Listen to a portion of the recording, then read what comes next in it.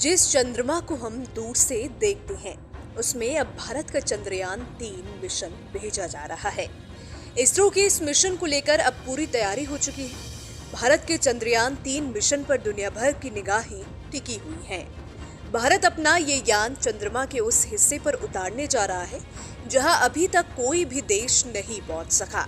हिंदुस्तान का चंद्रयान चंद्रमा के दक्षिणी हिस्से पर उतरेगा, लेकिन चंद्रमा के साउथ पोल पर पहुंचना आसान नहीं माना जाता, क्योंकि यहाँ सूरज सिर्फ क्षितिज में होता है, जिसकी वजह से लंबी लंबी परछाई बनती है।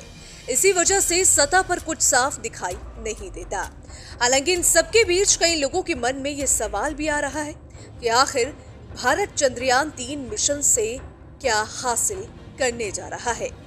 आंध्र प्रदेश के श्रीहरिकोटा से 14 जुलाई को दोपहर 3:35 पर लॉन्च होने वाला चंद्रयान-3 भारत का तीसरा चंद्र मिशन है। ये 2019 के चंद्रयान-2 मिशन का हिस्सा है। 7 सितंबर साल 2019 ये वो दिन था जब भारत ने लैंडर विक्रम को चंद्रमा की सतह पर भेजा था, लेकिन मंजिल के करीब पहुंचते ही लैंडर विक्रम क्रैश हो गया। दरअसल लैंडर और रोवर चंद्रमा पर सॉफ्ट लैंडिंग नहीं कर पाया था, जिस वजह से ये मिशन फेल हो गया। इसके बाद अब चंद्रयान-3 को चांद पर भेजा जा रहा है। चंद्रयान-3 को चंद्रमा पर भेजने के लिए LVM-3 लॉन्चर का इस्तेमाल किया जा रहा है। चंद्रयान-3 की लॉन्चिंग श्रीहरिकोटा स्थित सतीश धवन स्पेस सेंटर के लॉन्च पैड 2 से होगी। अब आते हैं मुद्दे की बात पर। चंद्रयान-3 का प्राइमरी पर्पस चंद्रमा की सतह पर सुरक्षित और सॉफ्ट लैंडिंग करना है। इस मिशन का उद्देश्य चंद्रमा पर सटीक लैंडिंग हासिल करने में भारत की तकनीकी क्षमताओं को दिखाना है। चंद्रयान-3 चंद्रमा पर घूमने और एक्सप्लोर करने की अपनी क्षमता दिखाने के लिए चंद्रमा की सतह पर एक रोवर तैनात करेगा। रोवर इन सीटू वैज्ञानिक प्रयोग करेगा और चांद के एनवायरनमेंट के बारे में बहुमूल्य डाटा इकट्ठा करेगा। चंद्रयान-3 मिशन का लक्ष्य चंद्रमा पर इन सीटू साइंटिफिक एक्सपेरिमेंट्स करना है। ये प्रयोग चंद्रमा की सतह की संरचना, भूवैज्ञानिक विशेषताओं यानी कि जियोलॉजिकल फीचर्स और कई सारी विशेषताओं के बारे में जानकारी देना है। चंद्रयान-3 को अंतर्ग्रही मिशनों यानी कि इंटरप्लैनेटरी मिशंस के लिए आवश्यक नई तकनीकों को विकसित करने और प्रदर्शित करने के लिए डिजाइन किया गया है। ये अंतरिक्ष यान इंजीनियरिंग, लैंडिंग सिस्टम और खगोलीय पिंडों यानी कि सेलेस्टियल बॉडीज पर गतिशीलता और क्षमताओं में प्रगति में मदद करेगा। आपको यहाँ बता दें कि चंद्रयान-3 चंद्रमा के दक्षिणी ध्रुव पर उतरने वाला पहला मिशन होगा।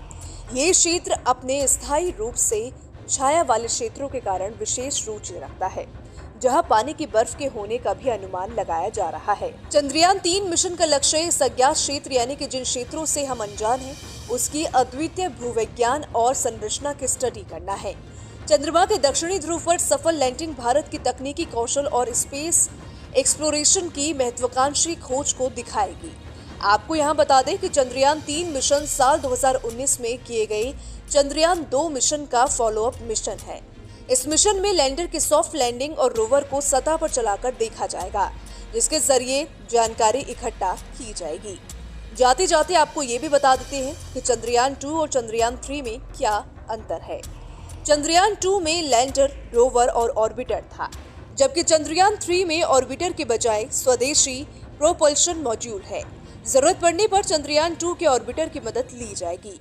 प्रोपल्शन मॉड्यूल चंद्रयान-3 के लैंडर रोवर को चंद्रमा की सतह पर छोड़ेगा। चांद की कक्षा में 100 किलोमीटर ऊपर चक्कर लगाता रहेगा। ये कम्युनिकेशन के लिए होगा। आपको यहाँ बता दें कि मिशन इसरो के आने वाले कई दूसरे बड़े मिशन के लिए रास्ता खोलेगा।